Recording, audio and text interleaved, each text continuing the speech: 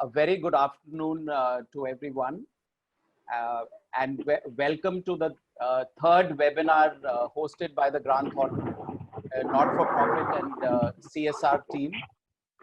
This is a thematic webinar focused on education. So thank you, everybody. Thank you to the panelists, and thank you to the participants for joining in to this program today.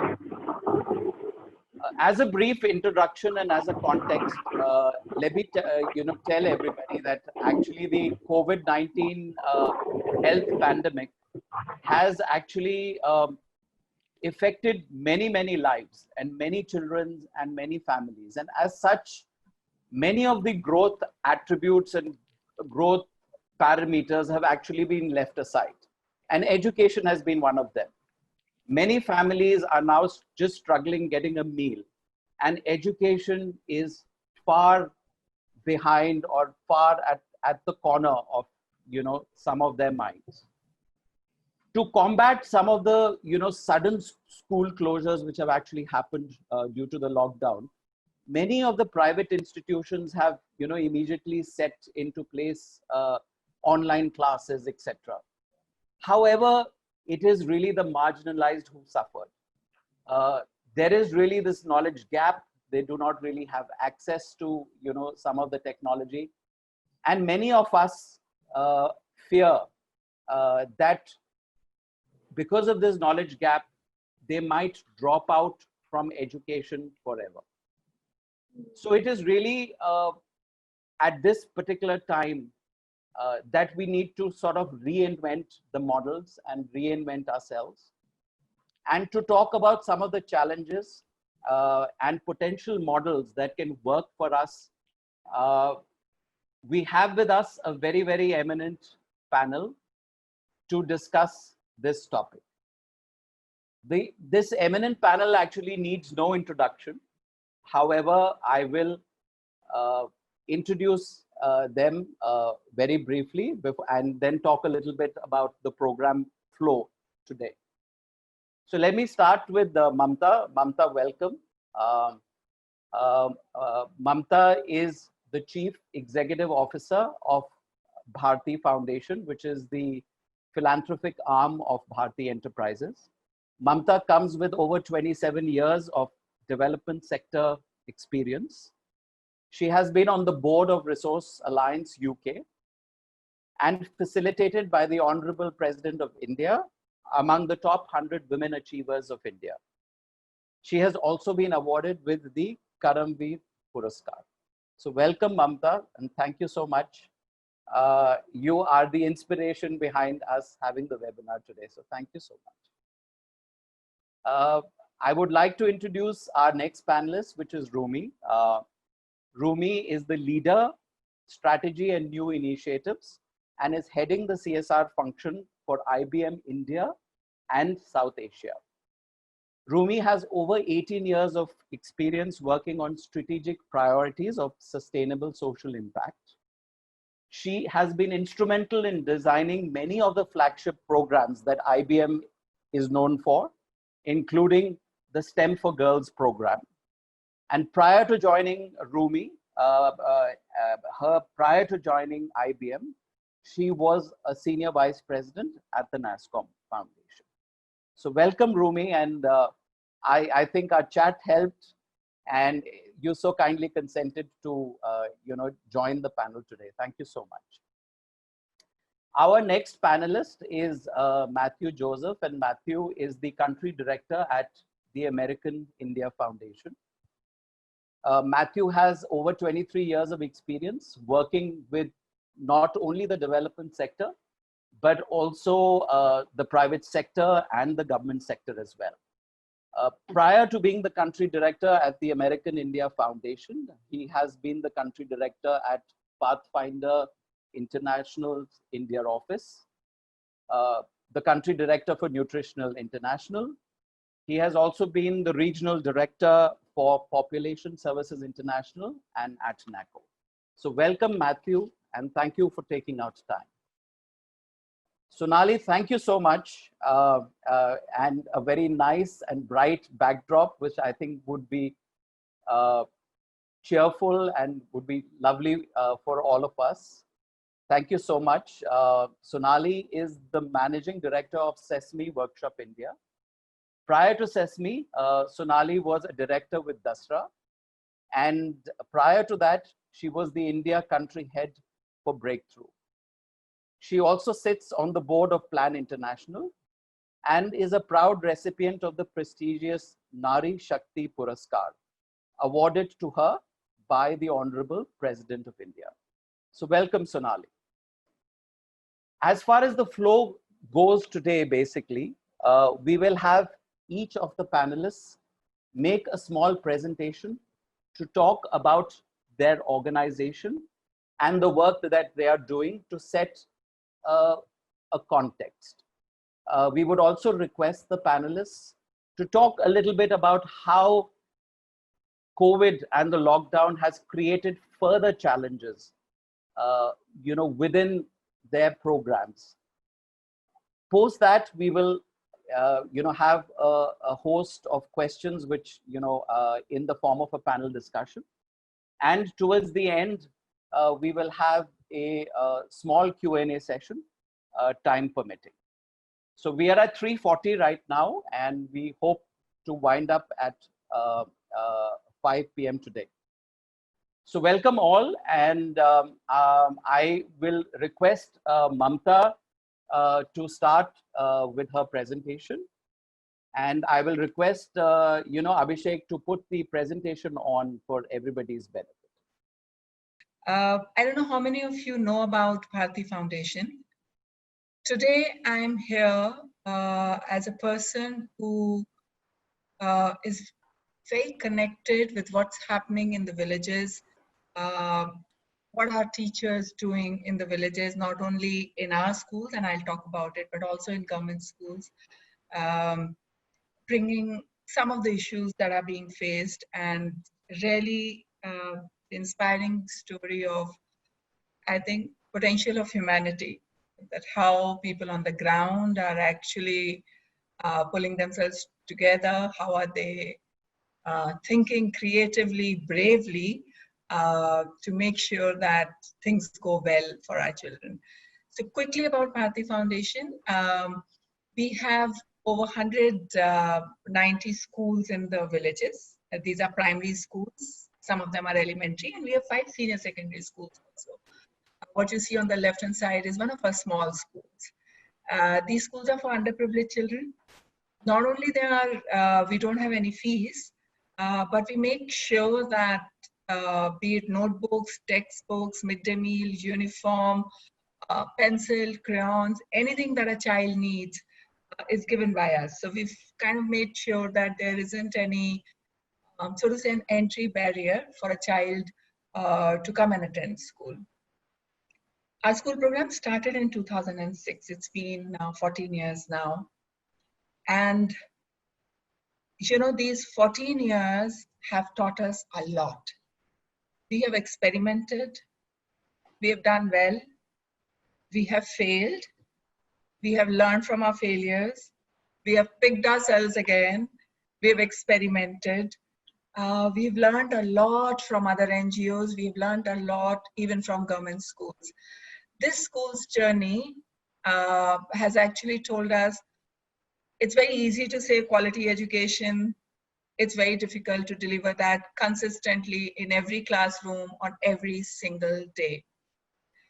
Having run these schools also gave us immense insights. So a part of our strategy was while Satya Bharti Schools, which continues to be a flagship program, which continues to be a program we are emotionally connected with, we took our experience, we took our learnings, and we said, let's take some of it into government schools. So that's our other program, which is Quality Support Program. We started it just 4-5 years back. But I think somewhere the experience of working in the villages and working at such a large scale gave us tremendous insights, and I'll share the story of quality support program and the kind of changes that we're doing into the schools in some of the later slides. So, when COVID happened, now schools were closed. And one good thing that happened for Bharti Foundation was that we have this DNA and culture where I say that we have decentralized innovation and creativity. I was so surprised that within 48 hours of a school closed down, our teachers had already formed WhatsApp groups class-wise, right? Now, what worked for us? In our schools, we have very strong processes of parent connect. So all our teachers, not a single teacher had to go to the school to pick up the phone numbers of parents, right? We had obviously the engagement, teachers' engagement with students was very high. So within 48 hours, over 90% of the children were already connected with teachers. And one of the biggest thing in our mind was, all of us know that lockdown happened in March, which meant that schools were finishing their final exams. The new academic year hadn't started. The textbooks for new academic year wasn't given to the students. In some places, final exams were actually happening. So our first phase was gather children, make sure they stay engaged with education. So our teachers actually worked with the books and the material that children had at home. They made sure that our holiday homework was already in place. So they created activities, projects, assignments around the material children had at home and what children could do. It was a very, very, very interesting phase for me personally to see the creativity and innovation of teachers on the ground. There were teachers who immediately started making little videos of themselves to, send instructions to children. And I asked the team, what about those parents who don't have WhatsApp? They said all teachers are calling them personally and telling them what is to be done. Immense commitment is what we saw. What is very important to note over here is what were our limitations that we were working with, and which is true for most of the children in rural India or children belonging to underprivileged families. They may not have smartphone. Even in our schooling, till date, 72% of children are connected through WhatsApp group. It's a different thing. They may not even have resources to buy a data pack for next month. Not all parents are tech savvy. They're not literate. So even if you're sending any instructions, they may not be able to read. More importantly, our teachers in villages are still living in joint families. So they have a lot of other responsibilities while they are at home. So we had to be very mindful of the expectations that we had from our teachers. So we don't do, like we were talking before this session started, we don't do very long Zoom calls or Zoom-based trainings with our teachers. We've created another very innovative way of making sure that how do we train our teachers without really taking too much of time from them. Next slide, please. And next slide, please. So what you see over here, I think I've talked about it all. That our teachers focused on existing books. What you're seeing in the photographs are some of the WhatsApp groups where a child after doing homework would post his photograph to the teacher saying that I've done the assignment given. Our teams came up with something called Virtual Skill Fest, where you're giving children assignments to either write a story, write a poem, create some kind of art project. We made sure what I call phase one of our strategy, which was to gather children to make sure that they are engaged with their studies. Then came the next phase, where I think I'll give a lot of credit to our academic cell, which looked at there were a lot of online material we already had. We were using Khan Academy. Hello English has been very kind to us. They've almost given Hello English licenses to us free of cost for our children. So there are a lot of online resources we had, but the academic cell started curating a lot many other. We've tied up with Central Square Foundation for TikTok. They're looking at Diksha platform. While doing that, they also identified the concepts of the current academic year, which must be strengthened for the child, as and when schools open next year and they have to do the the course for next year, what are the current concepts that must be strengthened? So a lot of time went into it, and they completely curated the program for teachers to make sure that children are then studying. And you can see how much, you can look at the photograph, the teacher is actually making a teaching learning material at home. What was very important for us, and I think God has been very kind, around 3-4 years back, we had realized that whether parents are illiterate or literate, their involvement in a child's study is very important. So around 3-4 years back, we had started a process called home mentoring, where we actually used to train our parents on how do you manage a child's time. You know, he must go out, he or she must go out and play. This much of time they must spend on TV, this much of time on phone, and this is how you will find out if there is a task given by teacher. So we were already training our parents on working with children and ensuring that they are gainfully engaged. But last year, we started something that we call phone PTMs. And you know what was phone PTMs? We actually used to call parents who had smartphones and actually train them on how did we start Khan Academy and Hello English. We actually trained our parents on how to download the app, how to make sure that the child is using app properly. So we were really very fortunate that most of our parents with smartphones had the apps and had the ability, already they were trained on using mobile phones and smartphones in education. Next slide, please. We took some of our learnings and some of the stuff that we were doing into our schools, into government schools as well. The government also was, there was a lot of instructions and a lot of guidelines and guidance which was coming for teachers from the government as well. So our teams worked along the principals and teachers of government schools to make sure that all the online apps that are being recommended, we helped teachers and principals download, use. We shared our WhatsApp process, and in most of the government schools where we were, we made sure that schools opened those WhatsApp groups, and government teachers got engaged with their students. We also curated a lot of stuff. The online platforms and things we were using in our schools is something we also made available to government schools. And during this period, we also energized the government schools. A virtual skill fest is happening. There are a lot of competitions that are being organized for government school children.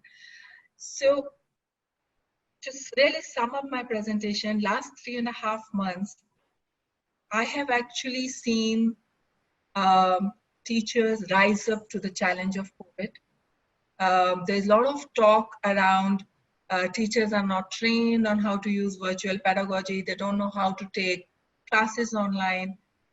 But I have been inspired by the fact that teachers are using everything that they have at their disposal, be it their experience, the skills that they've gathered.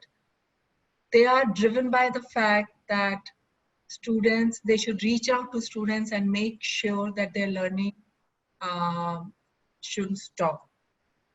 Are they using the virtual pedagogy in the best form, the best manner? Perhaps they're not. Do we need to train our teachers? Of course we need to.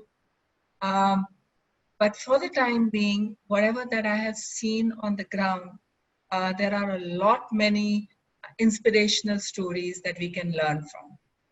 So I think I would end talking about our work on the ground over here and look forward to discussion.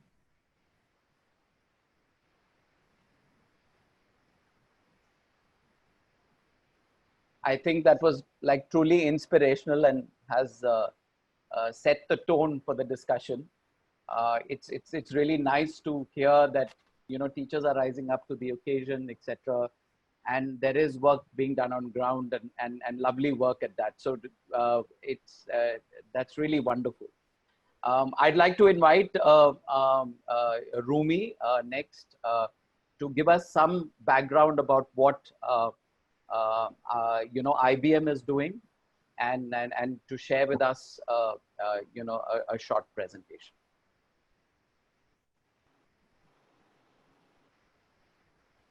Thank you very much, Rohit. And it's a pleasure to be here. And I'm really looking forward to learning from my colleagues and peers out here, as well as sharing what we do. Um, do I have the control of the slides, or can I just? No, you'll just have to tell Abhishek, Rumi, and he will run the slides. Okay.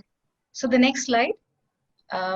So just before I give an introduction, before I get here in terms of a program, just let me quickly tell you about who we are. I think most people know IBM as a hardware company, and you would have probably remembered an IBM computer or laptop, or maybe first part of your job involved using a black color IBM laptop. So we are a 109-year-old company, and you can understand that we are a company that has gone through several transformations and transitions and changes in our business model.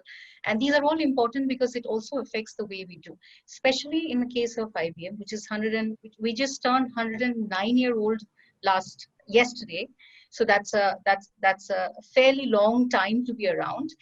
And what it means for us is, as a US-based company, which with it, with offices across the world, and India being one of the largest offices in terms of the number of people and how we operate, it also means that what affects the company also has a bearing and an effect on the way we do things on ground.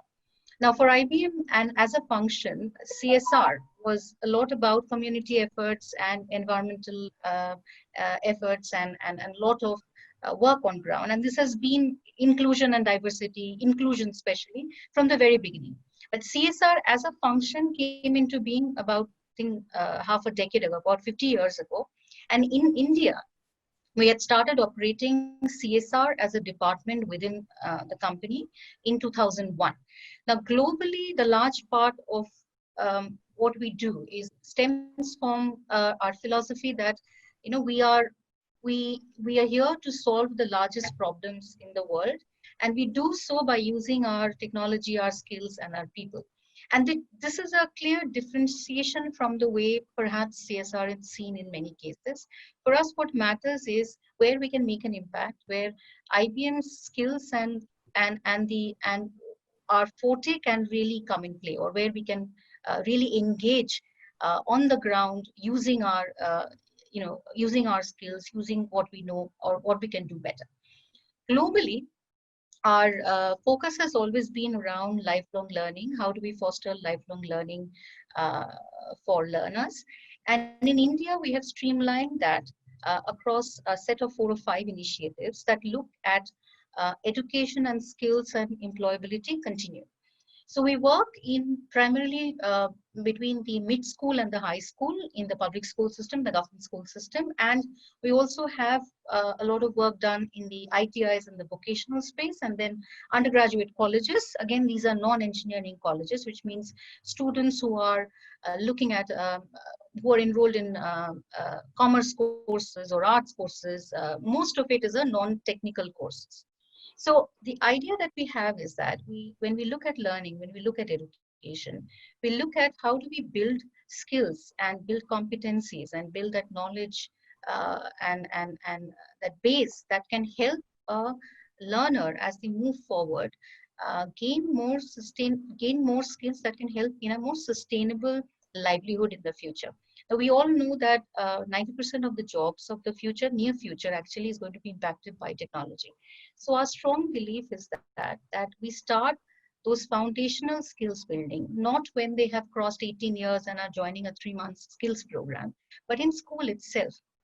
Because in the current context, the scenario that is that there is a lot of curriculum learning, but not necessarily a lot of 21st century skills development or all of these areas. So together, this forms the core part and focus of what we do. The previous slide, if you may have seen there, we directly impact about 290,000 plus students across 20 states. We typically work directly with state governments and central ministries, but our core part of that programs are all NGO implementation partners who sometimes we co-create programs with them who take it forward. Next slide. So I've just covered here about 5 programs that that are key to our portfolio. And the first three programs that you see here, STEM for Girls, is our flagship program where we are working around in 10 states. We aim to directly impact 130,000 girls and boys. There is an additional bigger number of boys who are also there. So the program is designed around building computational skills and increasing an interest in science and careers. Now, when we're talking about girls, we are a company that is very strong on diversity and inclusion. We have a lot of programs that help women to progress and pursuing their careers. While we were very good in what we do internally, we also felt that we weren't really working to invest in the ecosystem that can help more girls to grow and flourish. So this is a program that we initiated last year. Our key partner for this is Quest Alliance, and of course, American India Foundation joined us this year as one of the lead partners too. We run it across the country with 10 other not-for-profit partners. Now, this is a program that is based on a classroom interaction. So the photo that you see here is also taken from there. There is a 40 hours of curriculum that is run in school, face-to-face, with a lot of interaction on ground within the class hours, 8 hours of the classroom. The second program is ATL. You may already know that NITI Aayog's Atal Tinkering Lab program. We are a partner to this program, and we train teachers and students around innovation thinking, design thinking, etc. The age group, as you see mentioned there, is all from 13 to 18 years. Here, the focus is around multiple days of interaction, handholding, tinkering, hands-on learning. So a very classroom, face-to-face based interaction. The third is AI learning, which we introduced towards the later part of last year. Here, we partnered with the CBSE in putting together an AI, artificial intelligence curriculum that's going to land in class 11th and 12th of CBSE school. We started building this curriculum, and then we also went forward and training teachers to start with in understanding what is AI, what is ethical practices in AI, and basically making sense of the things around them. The other two programs are college-based ones and ITI ones. Now, as you can see that most of this is designed around face-to-face interaction in the classroom, in a workshop, etc., etc. Next slide. Now, when we look at really what happened during COVID, and I think before me, Mamta had already outlined the COVID challenges. And what you see out here is nothing new. The challenges that we faced in reaching schools. We started facing these challenges from February onwards till March. We do carry out a lot of hands-on tinkering, hackathons, and many other programs during the summer vacations, which is April to, and which continues in May. So many of the schools, government schools, have allowed us to operate and interact with students during this time. So that got affected first. And then, of course, there were summer holidays, so we did get a little bit of breathing time.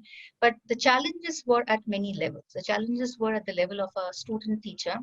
It was at the level of even our partner organizations. We are a donor agency. We have a very engaged CSR, but we also understand that partners, NGOs who are working with us are also going through those various levels of uncertainty. There is low motivation because many of the NGO partners informed us that their budgets are being cut down. So that does have an effect on the way they function. There is, precedence of COVID relief across everywhere, which takes a precedent over any kind of initiatives on ground. At a corporate level, there were also questions. We are responsible for making sure there is compliance of CSR. There is 2% compliance. So we had a lot of concerns from our management around whether we will reach the goals that we have set for ourselves in this year. We as a CSR function, we have very deep matrices that we have to follow to make sure that we are aligned, we are delivering on the outcomes, we are measuring the outcomes, we have monitoring partners who do that. So there was a lot of concern and there was a lot of unease during the initial period, saying, can we spend the money? Are the current partners comfortable to be able to take it forward? Do we put 50% of our portfolio into COVID relief? Because that's a quick win. You are helping on ground. We had put actually almost 25% or so of our funds to COVID relief on ground with several of our existing partners actually. But these were many of the concerns, which also affects the way you operate, also affects the way you impact on ground. Next slide. When we were looking at strategies to mitigate, and we were talking about, I see a question and I'll come to that. And we were talking about really at what level we operate. So we have school programs or programs that under 18 communities, students. We had programs that catered to above 18 students. So the conversation here was really what do we cope with and how do we cope with this? We were looking at a couple of areas, couple of ways, and we looked at it as one, coping strategies. Second, what we said was, managing the continuity, which means that we had ongoing programs. How do you make sure that they are back on track, and how do you make sure that there are no gaps, that there are no, shortfalls? The third was, how do we really accelerate? Which means there would be gaps, we understand. How do we bring everybody back there? So these were the really sort of a guidelines in terms of how do we operate at a partner level, at a beneficiary level, at a company level. So here's some of the examples that I've given in terms of really how we put together some of the strategies to reach out.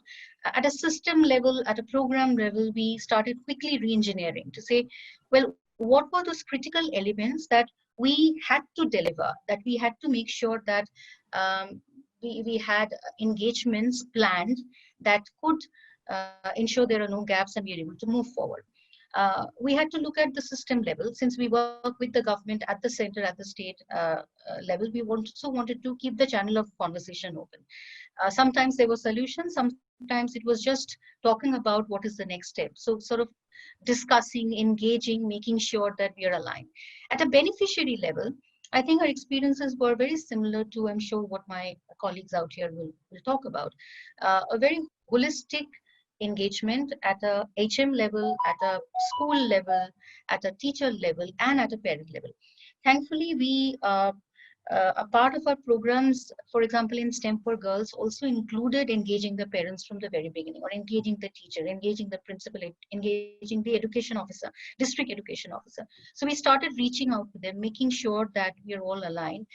One of the things that we did was we made sure that we are not pushing, we are not selling, we are not really putting unreasonable targets on our partners. We knew that any change would be gradual, and any work on ground needed a lot of patience. So we made sure that we exercised that with our partners as well as all the stakeholders we were working with. At a company level, we thought this was a good opportunity to re-engineer, be agile, come with innovative solutions that can take us to the ground, that can help our beneficiaries on ground. We also funneled a lot of our employee work and energy towards this, which came into big play because, well, we are a CSR team, we are 5 of us, but if you have to reach out to the number of beneficiaries that we have, we needed more hands. And we had a lot of our employees who supported the online mentoring process, both for senior students who were studying cloud and AI and all of that, as well as junior students, in-school students who were learning coding and computational thinking and STEM roles and STEM careers, and all of it that required external help and mentoring and support. So we did continue to make sure that we were agile, we were reinventing, and we were communicating to all our stakeholders. It was very important for us to communicate really to the partners what the new normal is going to be. We didn't want to come back and say, hey, on-ground programs are not working, let's do all digital, because that doesn't work. So it was all a hand-holding process from not only for our partners, but also for us, because we were listening from the ground. Our partners are the experts. They were able to tell us what would work, what wouldn't work, at what point teachers needed training to learn how to be virtual, how to train virtually. We even trained many of our students in Telangana, for example, who were training other students in their neighborhood. So a lot of these innovations and on-ground versus virtual were effective. Primarily when the COVID scenarios were at its peak. The next slide, I'll just give you a couple of examples on some of the things that we did in addition. Now, we are a we are a company that believes in digital transformation. And since last year, we also looked at really looking at how do we reach more people through digital learning platforms. And we had initiated a program called Open PTech, which we launched in March this year. Thankfully, we were a lot organized to make sure that we are focused. We talked about emerging technology before, of technologies and understanding and 21st century skills and professional skills that we were introducing to schools.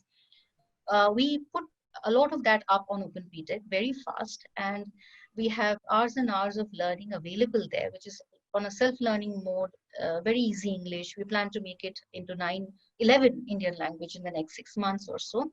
And we rolled this out to many of our stakeholders. Some of them were through the virtual learning sessions that we were doing, and some of them were through mobile-based learning, wherever smartphones accessibility was there. In the other side, STEM for Girls, which was a pure play classroom-based exercise, we tried to look at what was those critical element that can go virtual. We could reach only just about 10 to 15% of our beneficiaries and not beyond that. But we thought we need to still continue with the ones who are engaged, who have accessibility, who have the right level of energy and motivation. And we didn't want to really step back and say, unless we reach the 100%, we can't reach those 10%. So we continue to do that. At this point, we are doing a lot of scenario building to see really how do we take this to the next level. We have now better contacts, better sort of network on ground to make sure that HMs, education officers, the teachers who are already engaged with us, over 2,000 teachers were engaged with us, and parents are able to, come as a part of this community as we take more of those learning forward. So, Rumi, can I interrupt here? And I request, the other participants, I think we're running a little short of time. If possible, we can, I think this is my last slide. Oh, yeah, this is my last slide, Rohit. Great. Just so thank you time. so much. So thank you so much, Rumi, for that. I think, that was, a corporate's perspective of, on what's going on and, on field, etc. So thank you so much for that. I'll request, Sonali to, introduce Sesame Workshop to all of us. And I'll request Sonali to keep it brief, so that we can get into the, the question answer session and the panel discussion. Thank you, Rohit, and a very good afternoon to everyone. I have a fairly brief presentation. As we see on the first slide, we are an organization that hasn't been around as IBM, but we are just 50 years old. We actually celebrated our 50th anniversary in 2019, which was a big moment for us. And our mission is actually to help kids go smarter, stronger, and kinder. We really work with the small citizens of our country. Our age group focus is 3 to 8. And in many ways, kids have been the silent victim of COVID. They're not the face of COVID as we understand it. So we really want to bring focus to these kids. They don't have a voice. Many of them, we are concerned whether we should expose them to digital in the same way as we are talking about adults and other age groups. There is a lot of challenges, and I'll talk about that a little later. We as a part, our main focus over the last 50 years was to use digital technology, AV, to reach kids. We really believed in the power of media from get-go. So that has always been our USP. Sorry, can you go back to the earlier slide? We also work in communities. So many of you may know Sesame Street. In India, we launched in 2004 with Gully Gully Sim Sim, the local adaptation. And we also work in communities in Anganwadis and other marginalized communities, including with migrant workers. Come COVID, it took us a little bit of time to really organize ourselves, and we launched a global initiative called Caring for Each Other. This was a kit which had initial information about prevention, and it also had certain tools around socio-emotional well-being and also education. This is very critical to know because this is something we offered across the globe to all partners in multiple languages. When it comes to India, let's move to the next slide now. and I'm going to race through. When we initially saw, one of our biggest things actually was to reach as many kids as possible. That was the key motivation. And how do we reach caring, the caring for each other in multiple languages? So when in March we started locking down, Sesame really geared up by actually working on language translations. These are 11 Indian languages that we actually shared the caring for each other through various ways, and through our own YouTube channel, Facebook, and multiple other ways in which we could translate the content. The content focused on 3 critical aspects. Prevention. Talking to children is not the same as talking to an adult. We can't over scare them. We can't create an environment of fear for them. So how do you have a conversation? Already the environment is is overwhelming for them, and children are like sponges. They really absorb what's going on. So to make the parents, to make the caregivers aware, how do you really talk about hand wash, healthy habits, and with the lockdown, kids are at home, how do you work with them? So this was really critical, and therefore we started the learning from home with routines, with activities to understand more critically that children are also going through stress, but in many ways they can't express themselves. It sort of manifests in tantrums, maybe poor eating habits. So we started really putting out content on socio-emotional well-being. I think this has become a very key focus in much of the work that we are doing around COVID, because while we are talking about learning, but if the environment is such, we all recognize that learning is difficult. Children are so distracted, they're so stressed out that they can't keep up with the curriculum. That's one of the challenges of COVID and the kind of situation. So some of the work that we have been doing recently, apart from really providing curriculum for children through all the AV material we have, the fun videos, learning through play, etc., we are also focusing on socio-emotional well-being. In fact, one of the biggest things we have noticed on our YouTube channel is the uptake and viewership of our videos that are particularly focusing on socio-emotional well-being. The I Heart Elmo series, there are about a bunch of them which talk about many things around personal well-being, even things like having a good touch and bad touch, because we all heard about how violence and domestic violence, abuse were going up, and just to create awareness around that. So a lot of that content uptake has really increased. The next slide, please. So as I said, one of the biggest things as COVID started for us is how can we really solve the problem of reach? Can we reach as many children as possible? And given that our strength, our USP is our AV content, we really began to reach out and build partnerships. In fact, Rohit, Mamta, Rumi, one thing I would see, really acknowledge that one of the biggest things that I see as a positive opportunity of this kind of a lockdown and this kind of an environment, however difficult it has been, is that it has opened up collaborations and partnerships unlike ever before.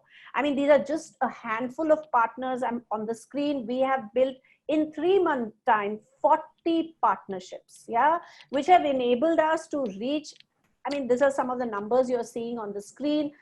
Z Big Magic put out all our PSAs on hand wash, socio-emotional well-being, free of cost, and it has reached 35 million children, and there is a separate number for parents as well. Gully Gully Sim Sim, which is live on our national broadcaster Doordarshan, including regional channels. This is the number for only 1 week, 1.12 million. Gully Gully Sim Sim, the views, which are here 3.3 million, which was actually sent to you this morning.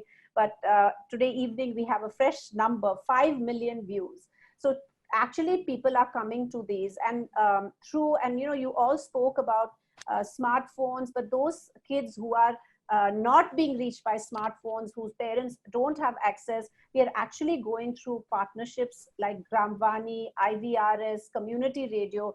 And these are some of the numbers you're seeing: 1.2 million through community radio and over 200,000 children. And here we are also getting feedback on the uptake of the content, which has been very, very encouraging. So how do we actually reach children on the wrong side of the digital divide? That's been also some of our concern. The amazing part is the partnerships that we have been able to foster with, I can see P. Ramal's name here, Piramal Foundation. There are a number of other partners we've been talking to from state levels. That we have been able to form, and that's been a unique, very unique feature. And we as a organization really work with partners. That's our main focus. So whatever we deliver, we really believe in strengthening the ecosystem. And I would say, like as we solve for COVID and we really resolve, this has been an amazing opportunity that came, and the willingness of partners to come on board. Let's have a conversation. Let's see how we can sign. And in fact, it was very, very lovely. We had a online MOU signing. I had never done this before.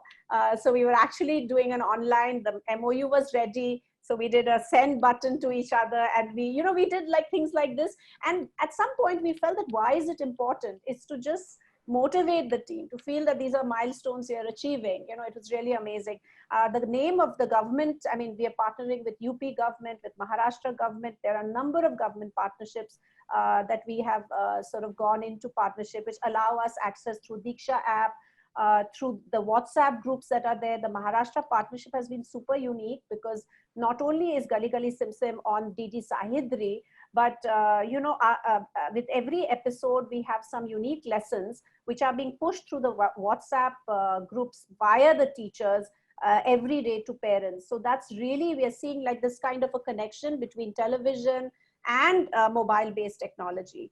So it's really been a way in which we first solve for reach, and also trying to hear back how this content is really doing currently and how children are learning.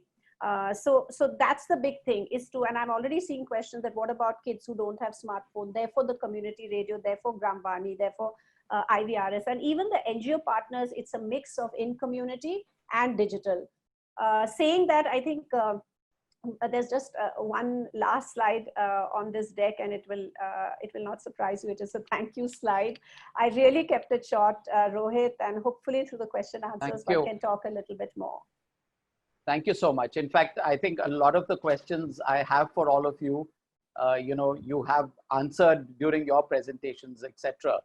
So we will, definitely weave that and, give everybody an opportunity to, further elaborate on, some of the concepts. So thank you so much for that. It was very exhilarating. And Matthew, I would request you to, also make your presentation. And if you can keep it to a few minutes, and then we can have a Q&A and a conversation after that. So thank you, Rohit. Mine is going to be very short. AIF has been an organization that has been working in India for the last 20 years. And education, we started working in 2005 with a program that started reaching the migrant workers, especially in states like Chhattisgarh and Orissa, and places where migrants actually go out. These are seasonal migrants who go out to other states for a few months and then come back. During that time, what happens is they take the children along with them and on school education. And that's something that we wanted to stop. That's how it started. And then we moved on to a more broad-based education program. So one is called the Digital Equalizer, which caters to government schools in the urban and peri-urban areas. And the earlier program continued as the Learning and Migration Program. Next slide, please. So, so the Digital Equalizer Program was primarily meant to bridge the digital divide that we saw in the education system. So while private schools have access to digital content, they have got smart classrooms and various other technological tools to build their education upon, the government schools were rather left out. We believe that teachers are the ones who need to be capacitated to bring on the best out of the technology to the classrooms. So the program started training teachers on one side and built up the technology in the classrooms, that is with smart boards or computers and screens, And then we had our people out there in the villages, in the schools, who handheld the teachers for a certain period of time, and they are training on their own. So these are all pre-COVID times, and I do not want to delve much on that. So slide, please. So in the learning and migration program also, right now, many of us are focusing on the migrant program, but we were one of the first who were looking at this as a major problem. And we partnered with NGOs who are situated in places like Nuapada in Orissa and those deeply rural areas where absolutely no technology is available. And we work with the community to ensure that children there receive a modicum of learning that could be given to them when they're most of them out of school again. So one of our major focus areas in these areas was to help children stay back in the village even when parents migrated out seasonally. So we were successful in setting up seasonal hostels, a concept that was taken on by the government of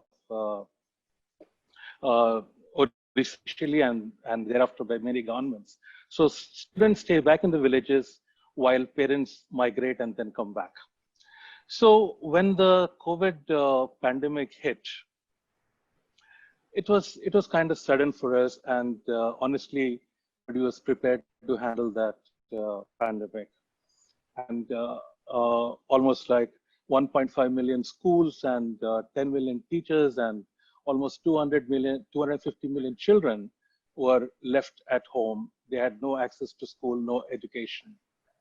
So what we did was we did a study among parents in urban areas, the slums and other places. Do they have access to smartphones? So, and if they have, will they allow the children to use those smartphones? And this study was done among parents of children living in these cities. They are daily wage laborers or those who have very less income. And we found that a substantial number of them do have smartphones, though they are the cheaper ones. But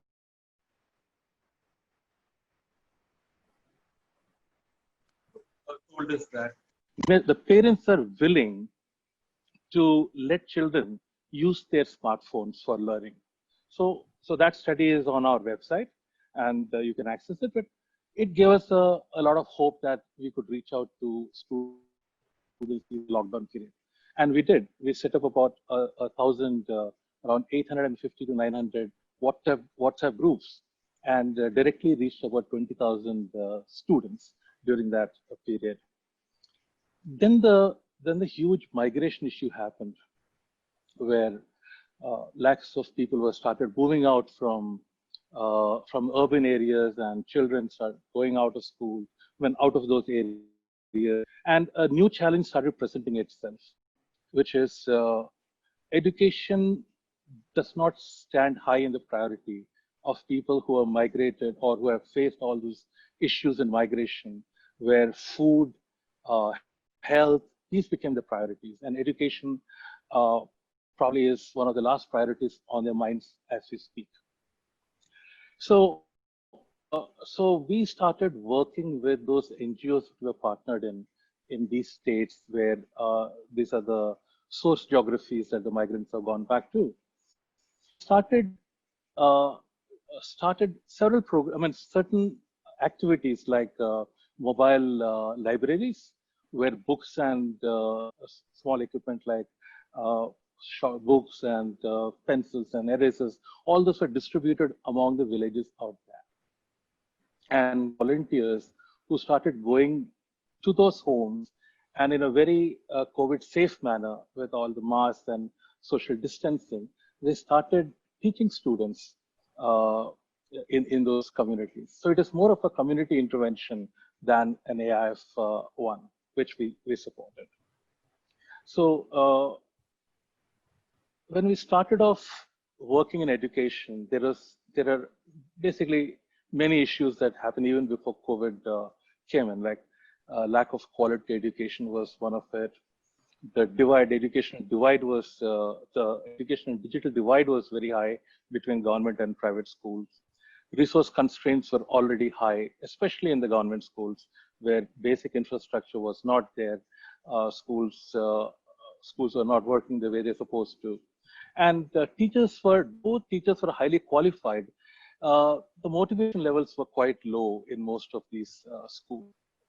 And with COVID happening, that's only exacerbated the problem. Like, the digital divide is now so huge that children in private schools, or our children, they have access to digital education, while the studying in government schools do not have that. And what we are fearing is, when children are out of school for a significant period of time, there is going to be a lot of and the continuity will be affected. The third is, we are worried about the grade level competency that these children already have a problem with, and that's going to be worse. And lastly, not really last, but it's very important that when they go back to schools, that the schools are safe. I don't think any of us are confident to send our children to school at this time, but even a month or two later, I'm not very sure if we'd have the courage to send our children to a school in the way that it is. So a lot need to be done to make them safe, and certain practices need to be brought in. I'll stop here, and you can continue, Rohit.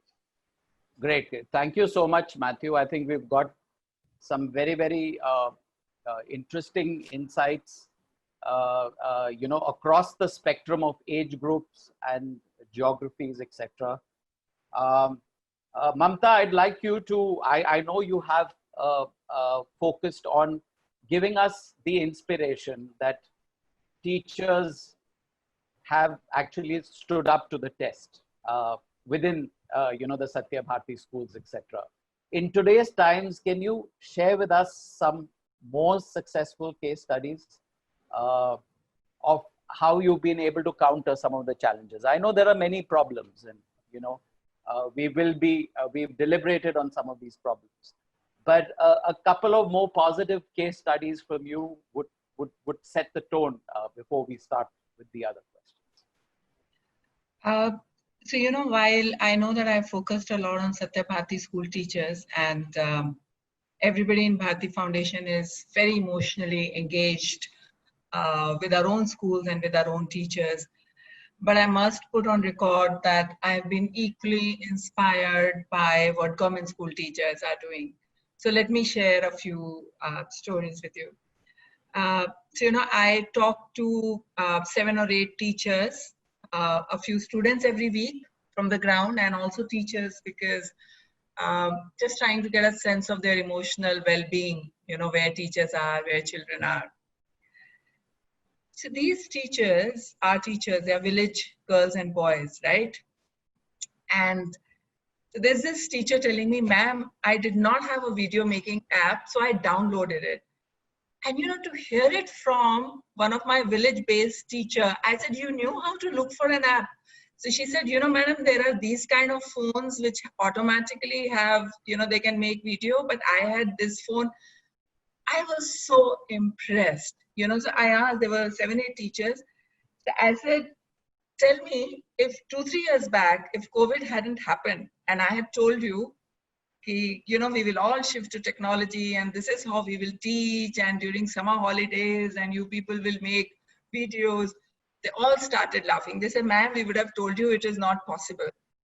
And I said, did we tell you to do it? Because most of our teachers decided how they want to reach out to children and how would they use their phone to reach out to children on their own. And obviously they were laughing. I think Sonali said that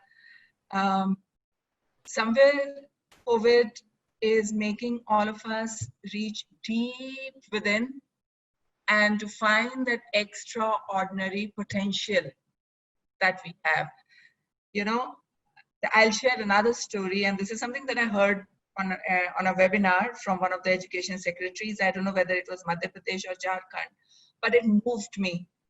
So there is a government teacher who every day, and apparently there are many government teachers who are doing it, she takes the public address system of the panchayat, and every day for an hour, she takes a class in the village on public address system, right? She has let go of the definition of my school children or children that I am the class teacher of. She's teaching children of the village, you know?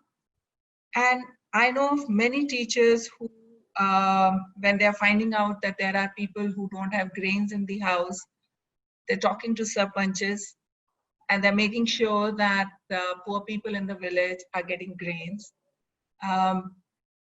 And you know, they're actually living what a true meaning of a teacher is all about. If you remember the earlier days, Guru used to be so much respected in our society, and Guru's job was not limited to the four boundary walls of the school. Gurus were invested in the community and community listened to them. So whenever I talk to teachers, I get a sense that most of our teachers are living up to the true definition of what a teacher, what a guru means. They're finding it within themselves, and I'm sure Sonali and Rumi and Matthew Ji will have similar stories around that. I also know that teachers who've been connected with their children before COVID hit, with their students, a large part, and I'm sure this is an issue you will talk about it somewhere during this session, their emotional well-being is also being taken care of. You know, I've talked to students and they say, you know, when ma'am calls us, we feel so good because there is so much of reassurance when your teacher calls you, speaks to you, or you see a little video of your teacher. So I think as and when we are ready, there were a lot of questions about school reopening. Of course, there will be processes about how to sanitize infrastructure. There will be processes around 6 feet, 8 feet, one child on every desk, classes once a day or twice a week. But I think the most critical aspect that we have to work on when schools reopen is the issue of emotional well-being. Because especially kids who come from underprivileged backgrounds, they're already enough and more issues at home that they're dealing with. A school which was safe, a school where teachers were engaged, used to be a place where a child could be a child, letting go of the baggage. Now they've been at home for months. One doesn't know the issues that they have seen, issues that they've dealt with. I think that is one space all of us who are working in this space of education will definitely have to think about. Thank you so much for that, Mamta. It actually reminded me of my teachers, and I think it's really nice to hear that. I have the next question for Sonali, and I'll then get Rumi to to answer the same question. And that is, we've talked about digital tools, and there's a lot of talk about various people in the education space, now moving online, etc. What are your views on it, Sonali? And subsequently, I'd like, Rumi from an IBM perspective, from a donor perspective, also to give her views. But which other mediums do you think that will work? And how much is this knowledge gap? I mean, we are all talking about, smartphones and smart apps, and, children are getting on online classes, etc. So from a pure digital perspective and a reach perspective, is it the TV? Is it the radio? Is it the old phone? What is it in your perspective? What are your views? And then I'd like, Rumi, for you to also give your views on it. Thank you, Rohit. And before I answer that question, I must caveat it that, at Sesame, we work with our little citizens that's between the age of 3 and 8. So when I answer your question, I'm going to keep that age group in mind. and then speak to it. Because when we say digital, remember, if you're going to try and do a Zoom class with this age group, it's very difficult to have them sit in one place for a long time. Plus, the learning at this age is actually through experiential learning. It's that little push, it's hug, sharing, it's experiential learning, and digital cannot really, in any way change that for a child. I mean, bring that into a child's life, which a classroom situation really enables. So we must understand that, and then try and understand what digital can do and how we are trying to work with digital and how we are trying to reach content. So to say that that only digital is going to be difficult, I think the role of parents will become very critical, not just in the, has already become very critical in this COVID scenario, but even in post-COVID, because kids have lost, and I think Matthew made that point, that kids have lost learning time. Even however much you say you've taken a classroom onto Zoom, we were never prepared to deliver. You can't just take a classroom experience and transfer it to Zoom. Yeah, so you're not delivering it in the way. And if you think the child is learning as much as you're in a classroom, that's also not, I think, correct to say. So if this child, you're trying to really work with this child and build, you compress the time. So the role of the parent is going to be very, very significant, even in post-COVID. Here we are also talking about marginalized communities, like Matthew spoke about migrant. We work in a lot of urban slums as well. Parents don't see themselves as educational partners for their children. They outsource it. When the child will go to school, they will start learning. Now they're at home. They don't have the confidence. They don't have the tools.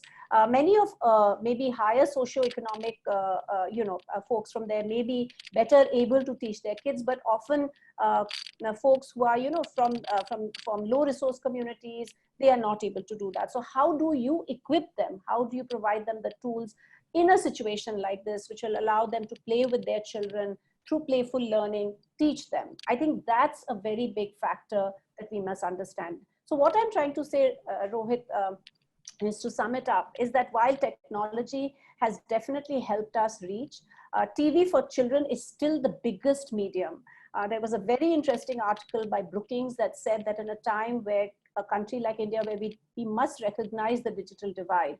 I was hearing someone from Madhya Pradesh government who said that what a small percentage of kids are being reached through smartphones, and the percentage they're talking about, which is under 10, would already have access to resources. So the large children are being left out of this thing. So TV actually still is the biggest way to reach kids, especially in our age group, because that's fairly unrestricted access. The smartphone is usually with the dad or with some older person.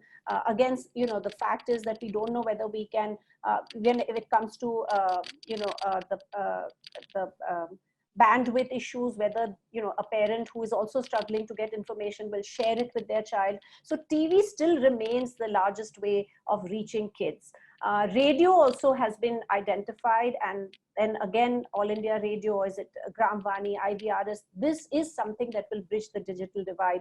I think this is a deep recognition by all systems and structures, and I can see that happening the way UP government, Maharashtra government, all governments want to take educational content and push it out through both TV and radio. That's to your point.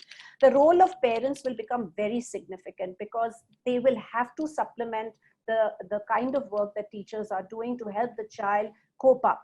Because not only is it a stressful environment, but it's an environment where they're not getting direct learning. So that is very essential. And as Sesame also, we are looking at content both for parents and for children. That's very important. And I think what is critical is to understand that, technology is here to stay. Many of us would like to believe that, we will go back to the pre-COVID kind of scenario, but there is a new normal waiting for us. And what does that new normal look like? How will it pan itself out? And already Mamta was saying, what does it mean, social distancing? To imagine little ones have social distancing is very difficult. How will you explain it to them? How will they keep that social distancing if they go to school? So, these are very tough questions to answer. Therefore, I think we have to keep working with children on just explaining all of this to them. It cannot just be like, karna hai. That's not going to work. It will have to be with with the skills. And I think one last point I will make, Rohit, and say that, you know, we have focused, and I know as an Indian culture, we are very focused on certain educational goals, passing the exams, moving ahead. That's how we've been based. And it's also based on a very rote-based learning system. And as Sesame, we've always focused on experiential learning. When we speak of 21st century skills, it's not about numeracy and literacy. There are many other skills: creative thinking, problem solving, even being a responsible digital citizen, creating social networks, communication skills. These are the skills that are going to be more and more important in times to come. How are we going to reach these skills to children? Rumi, you know, at IBM, how when technology keeps improving, things are just changing, you know, jobs are changing. We teach children coding, but is there a future for coding? You know, I think these are very, very big questions we are asking. And I'll just say that, you know, where I think, to your question, Rohit, we've been talking about, you know, emotional quotient, social quotient, a number of quotients. And there was a very beautiful WhatsApp post I got, is adversity quotient. How do you build the resilience of children to deal with tough times? I think that's going to be really critical. So I'll pause here, and maybe Rumi will have much more to add. Yeah.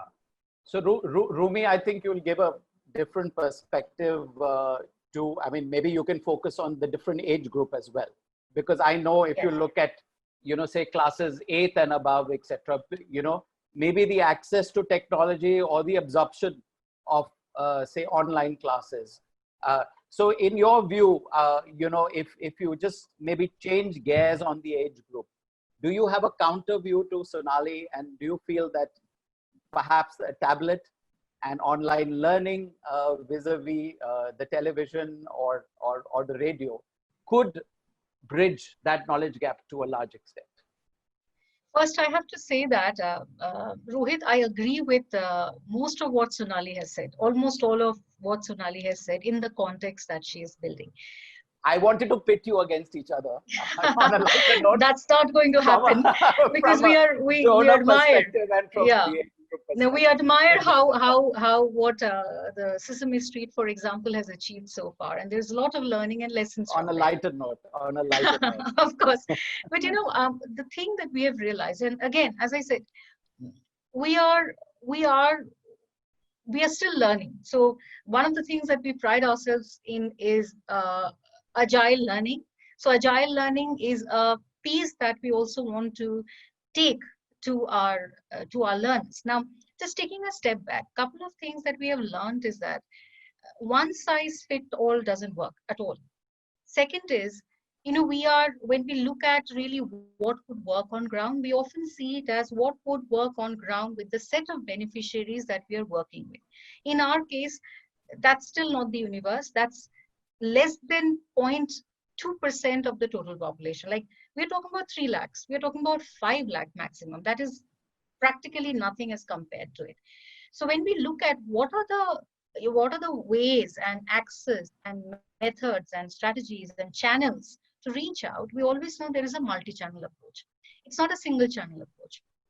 Anyway, now when we look at the age group, like you were pointing out, we had done some, you know, sort of small studies around at the beginning when we were looking at coping, when we were looking at, then later when we were looking at, you know, how do we accelerate? What is our, from coping to acceleration, so that there are no, like what Matthew was saying, there are no gaps. How do we still make sure that whatever time is lost, we are able to make up? And can we make up with 40 hours of curriculum, or should we just focus on what is critical to learn? So there are many levels. There is curriculum, content, what is important, what matters in the new normal. Second, channels. For us, it's not a single channel.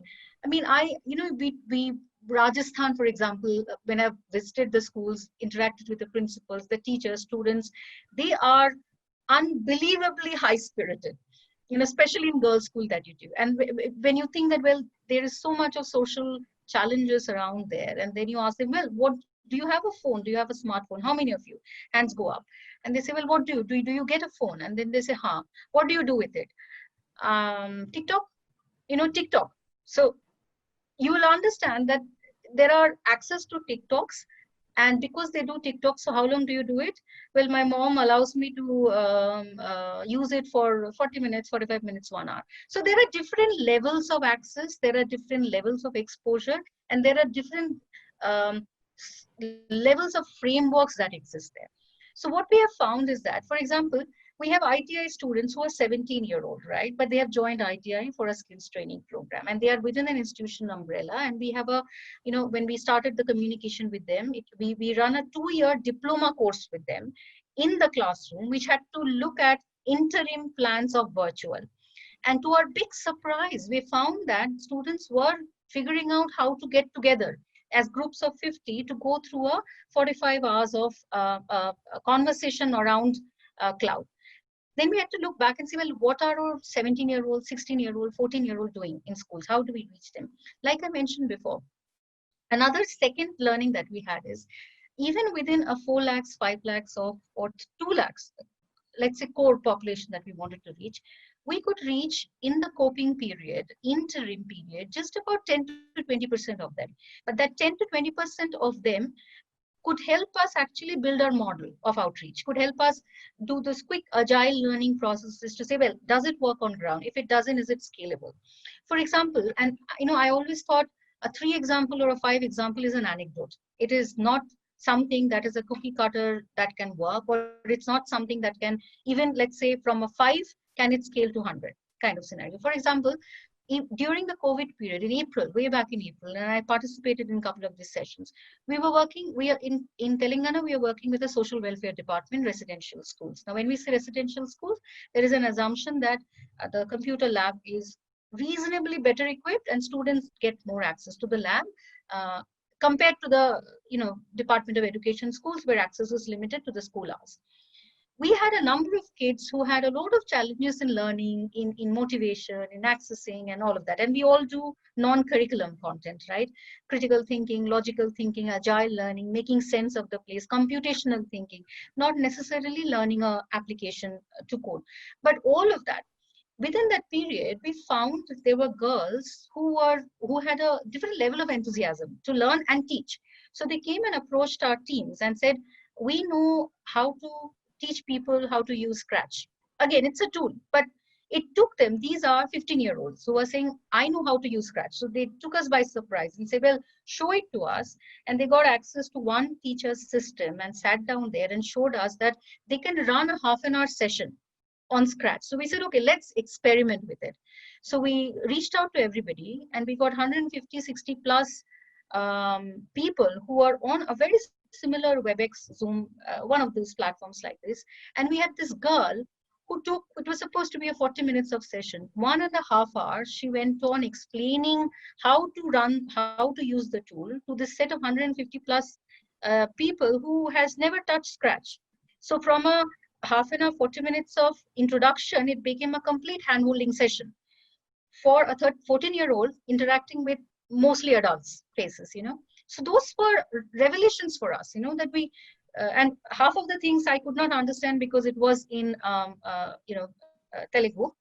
But that's what I'm saying, that many of those things surprise us in the sense of what it's possible to do.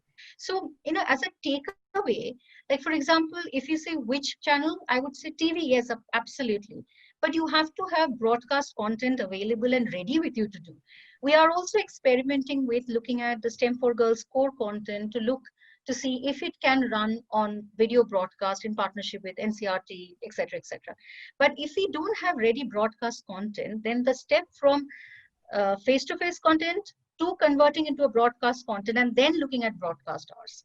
We have the same challenges with others. When we say content or learning that we want to run on very low bandwidth, how to compress files. So we have a tech team who's actually working on different models in which where you don't have to send a 5 slide deck. You don't have to send a PDF, but interesting methods of compressing content that can go via WhatsApp, for example, to start with, even SMS, if we can get to that in terms of innovation.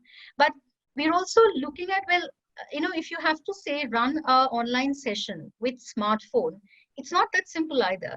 We are talking to parents to figure out what is the best slot in which that phone could be made available to a child. Even that matters, because sometimes it's a shared smartphone, right? Sometimes the dad has one, the father has one, the mother has one, but they don't necessarily give it to the child to use. So now we know that an afternoon slot and an evening slot of half an hour to 45 minutes is what would work best for this states here, this students here, this sets here. So it's a combination of models. It's a multi-channel process. We can't say no to any. So we are looking at, well, what works for what region, for what set of students, from what background. So at this point, we have done a lot of scenario building. We are still collecting more information in terms of families, users, access, ownership of different models, different setups, etc., etc. So I really, can go on and on, but I'm going to stop there. Yeah. Yeah. So really, Rumi, there's no one size fits all. And, you know, my next question is to, you know, Mamta, that what is your belief as to what will work in the long term? So can we look at a model which is a combination of different channels, digital mediums, some online classes? Is it really homeschooling which is going to work in the future? Because we are moving towards a new normal. And, you know, as Rumi and Sonali also alluded, you know, there is, you know, data being gathered, etc. Different channels need to be used. So what is your view, Mamta, on what is a potential model that could work in the long run? And along with that, Mamta, I'd like to, you know, also club another question. I mean, we are running out of time, and then I'll move to a question, you know, which I have for Matthew. So along with your, you know, with your vision of, you know, what is the model that will potentially work, could you also tell us few things where you would want to see a policy change from the government? So if you can talk about these two things, as you know, and then I will move to Matthew for a last question, and then, you know, because we are running out of time. You know, as and when schools open, I believe there is no single solution or single process that will work for all the schools. COVID is teaching us a lot. Sonali was talking about it, that there is a new normal waiting for us. It'll be, in my mind, I mean, I take a lot of inspiration from National Curriculum Framework 2005. It talks about learners for life. I believe there will be, these three pieces will have to come together. First is, how are we looking at children, and how are we creating teaching processes which sets them on the journey of education, so that they can be on their own. We may not have daily schooling for some time to come, which means some curriculum shifts. I think Rumi also talked about it. What is that critical thing that children have to learn? So we have to, as educationists, now start looking at what are those critical concepts. There has to be one element which is project-based, hands-on, where child is on a journey of self-learning, and that has to now come in very quickly. In that journey of self-learning, I don't see any disconnect. It could be a project that a child is making from material at home. It could be a gamified app, if that is available to a child, which means teachers have to be very alive to the fact that more than half of the class may not have a gamified app. So how do I give same experience to the child who go home and will perhaps use pulses at home or stuff at home to create a project and do the same learning? The second component that has to come in very strongly is the role of parents. We have seen in Satya Bharati schools where parents are, and believe me, level of literacy is not important over here. Their belief in education is very strong. So we need, and Bharati Foundation has modules for parents training. How do they become home mentor? We need to now start training parents as actually equal partners in education. And teachers have to be now, we'll have to give them a lot of freedom to be creative, because now that no formula and no set processes can work, which means a teacher has to have the freedom to say, in my class, 80% of the children have mobile phone. I'm going to use this app or this method a lot more. I have a class with 0% children having a smartphone at home.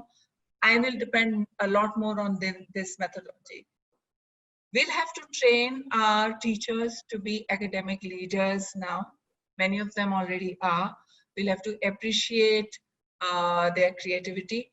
We'll have to create some central pools. Diksha platform perhaps should become a big bank of the kind of teaching learning material that teachers are creating on the ground. Let across the country teachers have access to that platform. So I'm seeing a world which has technology at right places. I'm seeing a world where classroom teaching is happening with much lesser children, but teachers making sure that children are going back with enough projects, work, activities, and access to technology where feasible, at home where parents would have to guide them. And as a key thing for focus, I truly believe that we will have to work a lot more on TV as a medium, high quality stuff for TV. I believe that we'll have to take technology infrastructure into villages to the extent that it is possible. I remember those days we used to have mobile library when I was a kid. There would be a little bus that will come and all us kids would move into that library full of racks and pick up books. Perhaps it is time that we have mobile classes with safety measures in, where, you know, a van comes in with a lot of mobile phones over there so that a child can access, you know, we're a poor, we don't have resources to give a mobile phone or a laptop to every child, but we can definitely have community-based, you know, e-libraries or mobile phone-based workshops. That is the second thing that we can build, where children book their time, go and use an instrument. We at Bharati Foundation, we right now thinking of ideas, requesting our employees to donate 100 rupees, 200 rupees data packs to children, because having that money in the phone is definitely an issue for underprivileged children. So that is what I see in future, that people coming forward, collaborating and making sure that every child, whatever resources that that child needs, we somehow make it available to them. Thank you.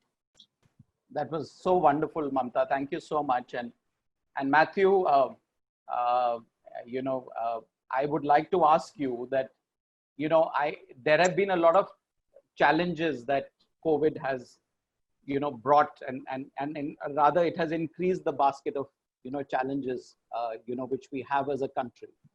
But as an individual and, you know, as representing, you know, the America India Foundation, what is the opportunity that you see in all of this? And if you can add in your vision to what, you know, Sonali, Rumi and Mamta have so well articulated, you know, we would like to hear your views as what you envisage, you know, the education scenario in the long term, even post-COVID or post the lockdown.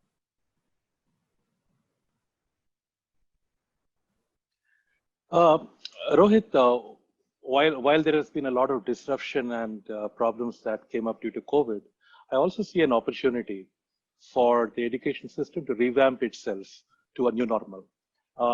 Anyway, digitization would have happened in schools in a big way. We just compress that time now. So what would have happened 3 years later or 4 years later is going to happen in the next 3 to 6 months. And a lot of applications, basically mobile apps or other technological tools, are coming into play now. On the other side of the digital divide, which is in the rural areas, the pilots that we did and which others did, working with NGOs and working with teachers, those learnings are coming out to be much more essential. I mean, essential to be shared now. It's not just a student and his or his or her parents, but it's a community that needs to be involved. So there is a school management committee which looks after the school's activities, its learnings. Then we have to get in local NGOs who are quite aware of the need of that particular place. There is no one solution. And how do we programs where we use tablets with content preloaded, which doesn't need a phone connection for that matter. Many of these places don't have a phone connection. So it has to be a sort of a blended learning that needs to emerge in the future. It's not just focused on technology. It's not just focused on classroom system, but it has to be a blend where technology, classroom, community, parents, everyone chips in. Otherwise, this is going to be a big problem going forward. So I think everybody is converging into that thought process. I'm sure that we'll be seeing green shoots actually coming out from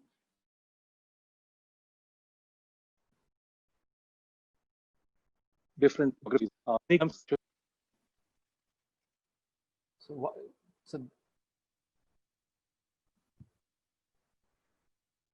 yeah, so I think we, Matthew, your voice is a bit inaudible, but we've definitely all got the message, and I think you've summed it up quite brilliantly. I think all of us have been on the same page. So thank you so much, Mamta, Rumi, Sonali, Matthew, for taking out time. And I think we've all converged on a hybrid model with a lot of motivation,